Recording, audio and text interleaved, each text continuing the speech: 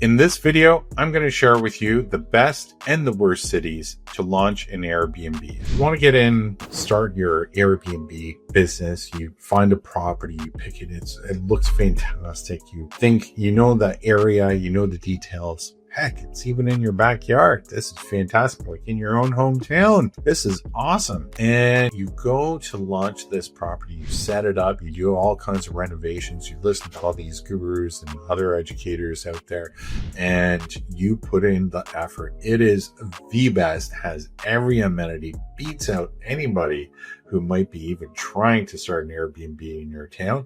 You launch it and nobody comes. That would be like the worst, right? You spend thousands of dollars setting up an Airbnb, leverage everything that you can, and then nobody's showing up. Even though it might be the absolute most amazing experience that people could have. You're in a town of 2,000 and you have two competitors and they're not doing all that great. One just rents out a room and the other one is renting out their house when they go away on vacation. So not really competition that you want. So instead, what you really want to do is take a look at your competitors. So this is an easy thing that you can quickly do, is you can create a free account for AirDNA. The website is airdna.co. We'll leave that below. And on there, you can actually type in your city and see how your city is actually performing. So this is something that's important to do on a regular basis, maybe every quarter, every 6 months, every year, depending on how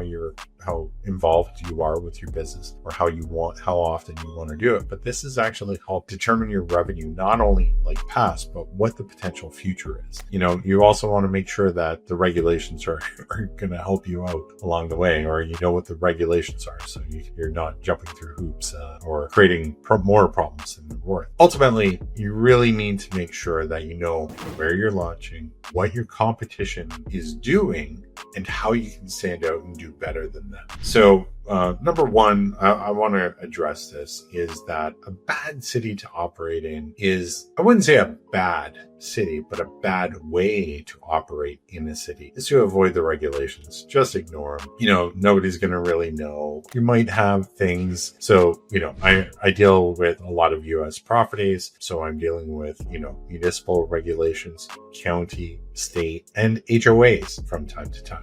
I'm operating in an HOA that allows me to operate. There's certain things that we have to do, and there's certain things that we can't do. So you really need to know, number one, before you even get into a city, what are the regulations? And it's really simple. You can go into Google, just type in the name of the city, type STR regulations, short-term rental regulations, or Airbnb regulations, and you will get a list of different articles that will actually either talk about it or not talk. So I personally use a license like green, yellow. So let's start with red. Red is a system that I use when there's no regulations. It's in an environment where maybe building like rental issues, like there's rental shortages, there might be high levels of immigration into the area. People are like, the rental rates are rising rapidly, or property values are rising rapidly. Those two tend to go hand in hand over time. But if there's no regulations and you have a lot of pressure on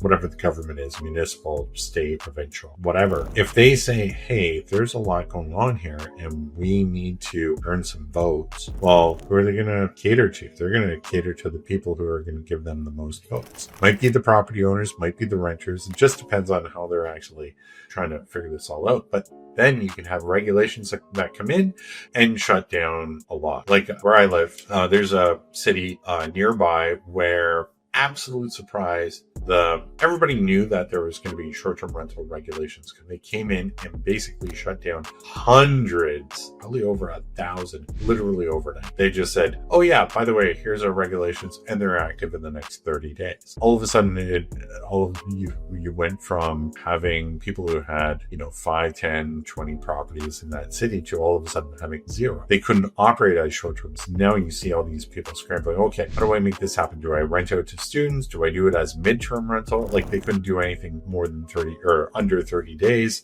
without it being their primary residence. Well, I obviously have to do it longer than 30 days. Where do I get these magical midterm rental, right? It creates a desire, a need for this whole new market that I don't think a lot of people can easily tap into. And then when you have 1,000 people, a glut that comes out to the market, then, there's going to be people who can pick and choose. And so they're going to be able to negotiate really good deals and get some good value where they're going to be able to save a lot of money. Where this is used to be the way that I know here, it's the way people could only afford that property was by operating as a short-term rental with the revenue that they were seeing. So now they're actually going to be below water, like they're going to be suffocating or drowning on the debt that's going to accrue. And they're going to either have to sell, rethink their strategies, maybe repurpose the property in a different way. But all of a sudden, it felt like overnight, hundreds of properties got removed from the market almost immediately. And it was just for a few votes. So these things do happen. So to me, a red light is there's no regulations and a lot of pressure. Now, the yellow light that I think of is when there are no regulations, but there's not a lot of pressure. And city council or whatever the level of government it is has actually indicated no, we're not interested in talking about it at this time, nor in the near future. Near future in government levels is in the next election term, most likely, or at least in the next 2 years. So if they're not interested, then there's a window of opportunity that you can get into these cities and operate an Airbnb there. But it's things will change over time. The government will actually come in, add more regulations, so review it. There's going to be new pressures that we didn't foresee. Nobody has a crystal ball. And, 6 months down the road, all of a sudden there's going to be this new, say, a factory being built, and it's going to bring in 10,000 jobs. It's going to be amazing and support all these people. Well, now there's all these people moving to the area, creating a shortage of rental properties in the market. Now all of a sudden you've created that stress point where the governments may need to react, right? So this is where the yellow, you can operate there, but just be warned that there may actually be an issue that comes up down the road. So you have to deal with it. So go in with, both eyes open is what I'm saying. And then green. I love green markets. Green markets are fantastic. They already have regulations, because when a government moves forward with bylaws and regulations, you're not really going to change them anytime soon. It's going to take them a long time because they have other more important matters to actually attend to. They've already dealt with this important matter. They're not going to go around and change it again. So I do feel that a green market is one where regulations have been established. There's already a regulated market, and you already know that there's additional hoops to jump through in order to get your Airbnb up and running. And the best part about that is that it eliminates competition, because your competition is not going to do as much work as you. They're going to sit back and go, oh man, it needs to be my primary residence. I don't have a residence there. I can't make it my primary. No, I'm done. Right? And it's well, no, not necessarily. What if you found somebody, right, who had a primary residence and they were, they traveled on a regular basis. Maybe they travel out of the province, state, country, whatever it is, and they travel on a regular basis. Maybe they're in the north and they like to go south for the winter. Maybe they work on the West Coast or the East Coast, and they actually have a lot of business meetings on the West Coast. Maybe they have multiple properties and they like to live in different parts of the country at the same, for different parts of the year, or different reasons, whatever it is. So there's different ways to find this out. And if you can find these people, then you've eliminated so much of your competition. They've self-selected. They said, no, it's too hard. And you figured out a way how to actually find and identify those properties, find those properties, and provide a solution that allows people to, especially if you're not living there for a few months, why not make some revenue? Pay the mortgage or pay the property tax, whatever it is that you wanted to do, make some money off of it, rather than sit there as another property that, sure, you're it's okay to sit there and leave it vacant. But now it also changes your insurance because it's no longer vacant. You actually have people coming in. Now it also changes your insurance because it's a short-term rental, and that's a different beast altogether. But it might actually make it more attractive to a lot of people. So yeah, green markets, regulations, that's where you want to be. One of the cities that I operate in, Calgary, Alberta, is great. You pay a fee, you get a fire inspection.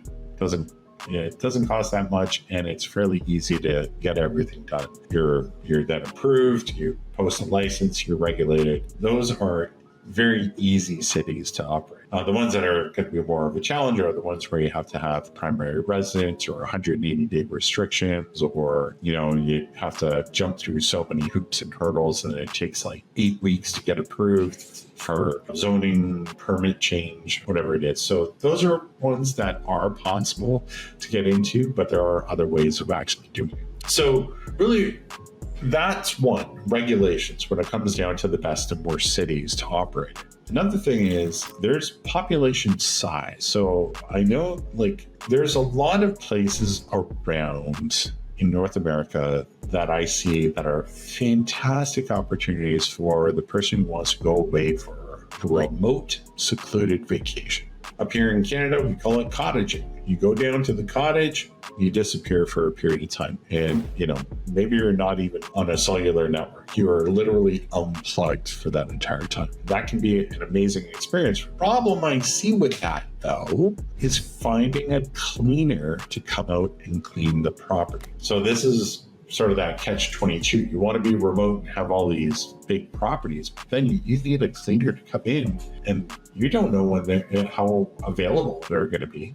They're going to be costing a lot more because they're probably coming from another town, and it might take them an hour to drive from that town to this cottage in order to clean it. And then it's cleaned based on the limitations of that cottage. Maybe there's, power limitation, like for electricity. Maybe there's water limitations. Maybe there's other ones that you need to deal with for the amenities. Maybe you need to have a special, not only a cleaner, but there's specialized parts of the clean, such as watercraft or whatever it is. You need to make sure that they're fully trained and comfortable and ready to take all of this on. Because if you don't have a cleaner, you can have the best property and you can be charging hundreds, if not thousands of dollars a night and get really great stays. But if you don't have a cleaner to turn that property over, it's pointless. You need the cleaner in there in order to do that. So for me, I operate mostly in urban centers at this time. And those urban centers are usually in real estate. People know it as a squeeze point, where you have two major things. It could be an entertainment center of a city, a university, a hospital. It could be an airport. These things draw in thousands of people on a regular basis. And if you're in between two of them, that's typically a hot spot of activity for property, both for value and the activity that goes on. And that's a more desirable location as well. So if you can get into those, this is a fantastic thing. So urban centers, fantastic areas to get into. When you're getting into more rural settings, that can be quite a bit of a challenge. So one of the other things that I look at is, what is the population of an area, right? If I'm going into a town of 2,000, that's going to be a lot different and a lot less potential cleaners that I have access to than in a town of 50,000 or 100 or 500 or a million, right? Like there is a certain threshold I look for in my populations, as well as the activities that are going on in that particular area, where I know I can actually draw not only the guests, but also the cleaners, because your cleaners are the backbone of your business. They need to be treated well. They have a lot of work in front of them. So you need to have systems in order to not only support your business, but also to support the cleaners as well, so they can become more efficient and do a better job at cleaning and do what they do best. So having that population control is a very important part, selecting the city where you want to be in. Now, another way to find properties that are actually going to be profitable in a very easy way is like look at any city and zoom out to look at the whole city and then just search. You don't put any dates in Airbnb. You just say you're searching for a property. If you want, you can add like a certain number of people. And when I say a certain number, I'm referring to the number of beds that are actually going to be required. You travel with 2 people, it's either going to be a 1-bedroom or a 2-bedroom, right? If you're traveling with 4, it could be a 2-bedroom or a 3, or even a 4. I've actually had, in the past, I had a 5-bedroom home and I had 5 guests staying. They each wanted their own bedroom. They were traveling on business. Okay, perfect, right? But that when you're doing that, you might want to search for not 5 people, but 10 people, just to confirm that, 2 persons per bed kind of idea is the way to look specifically for 5-bedroom. But when you're searching, you can leave it open. But the idea is that when you do that search, you are looking for who are the most competitive people. What is their ADR? What is their average daily rate that they're actually charging? What is their cleaning fee that they're charging on top or not charging? Because there's different ways of looking at that. The idea is that what you're trying to break down is how much are they making on a daily basis. And then if you can, look at, this is AirDNA getting into more of their paid product that they have, but you can actually look at occupancy rates. An easy way without actually paying for it is you can look at properties at a specific time of year, usually in high season, and then you look about 1 or 2 months out and see how booked they are, right? That are coming up to their high seasons.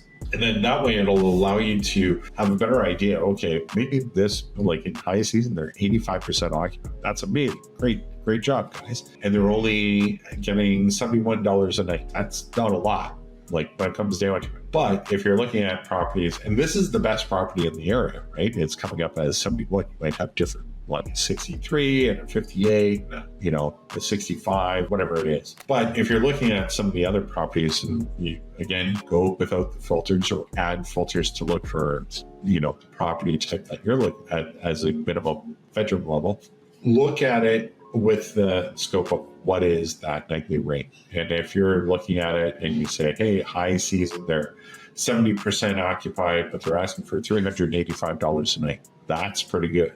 You still need to do a little more due diligence. You need to look at slow season, what that's like, where the stats are on that. Because if people are not getting booked at all in the slow season, for instance, again, let's go back to the cottages. Those cottages do not get booked in the winter. It's really hard. Everybody talks about, oh yeah, I want a midterm stay, or I want somebody to stay for 3 months. Well, who's going to stay in the middle of nowhere with no internet? Maybe a phone if you paid for it. It's going to be really a real challenge. So that's why a lot of these places make a lot of their money in their high season. Then there's no bookings in the slow season. So you really need to know not only what your high season occupancy rates and ADRs are, your average daily rate, but you also have to look at the slow season. And then what is that average out over the course of an entire year? If you're getting some guesstimations going on, if you're not quite sure about the accuracy of the data, become very conservative. It is so much better to just walk away from a deal than lock yourself into a losing deal. Because not only do you lose your initial investment, you might actually have other things like legal fees or contract break fees or anything else that's going on down the road that just add up.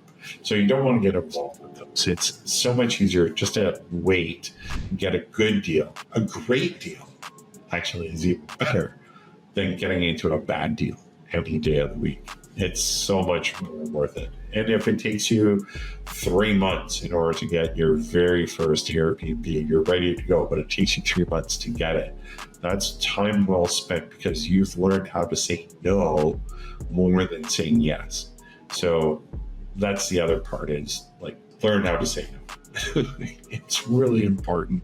There's so many, I have actually said yes to mediocre deals. I've also said yes to bad deals, thinking I was going to be able to save something in the deal itself.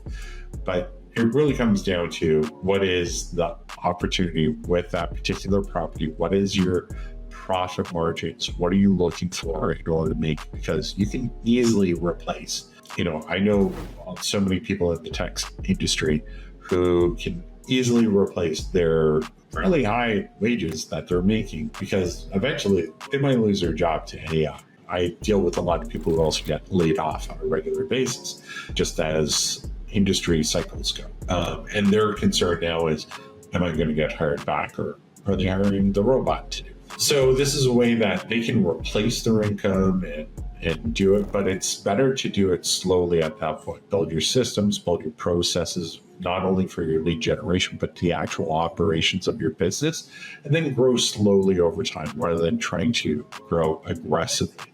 When you do finally have all of your systems in place and you're actually ready to go aggressive, then go aggressive, because then you're just repeating greatness. You're not repeating mediocrity. You're not repeating bad deals. You're not repeating, okay, I can break even this month, make a profit next month, and I'll lose something in the future. No, get those really good deals, get those great deals, and it's better to grow slowly over time at first until you can replace your salary or get to a point where you can actually break away from that 9 to 5 and then start building as quickly as possible. So there are good deals, there are bad deals, there are mediocre deals. And that also goes with all these cities. It's what does the city offer?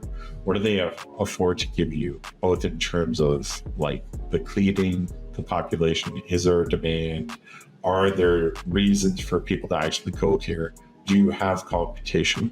There's easy ways to find out if a city is actually worthwhile. Really, when it all comes down to it, all business is the same. You want to make revenue, and your expenses need to be less than the total revenue that you have. That is called profit. Because if you have profit, then you can apply that to another deal and another one and another one.